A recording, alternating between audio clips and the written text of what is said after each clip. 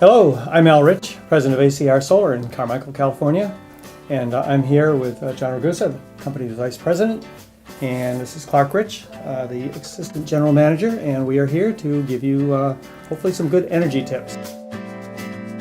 And Clark is going to start off with some of the initial energy tips that I think will be helpful to you. Yeah, so our theory behind solar is really you should be reducing your energy use before you start producing. So a couple tips I would give is to replace your furnace filter. A lot of people don't really know, but each furnace is kind of different. Some furnaces require it every 3 months, every 6 months, and even every 12 months. So really find out when your furnace needs to be replaced, the filter, and make sure that gets done on time.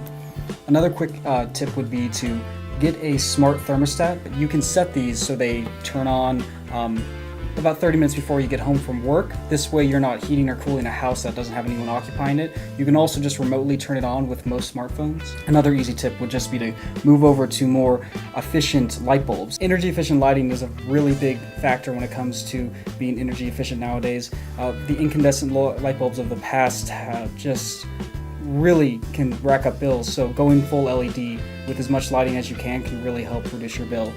And a lot of this can be taken care of if you get a free energy estimate. Some companies may charge and whatnot, but going online, checking out your local Yelp and finding people who do energy estimates is a really good way to save energy. One of the important things to also consider is the new time of use rates that are coming in. This is something that's going to be hitting pretty much everybody in PG&E and SMUD already. I know I'm on it right now.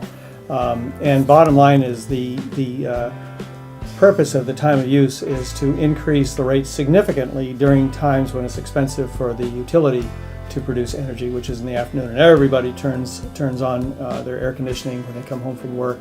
So that's usually the time range that these super peak rates come on, which can be 30 to 40 cents a kilowatt hour. That's a lot. That's like Hawaii rates high. It's really, really high.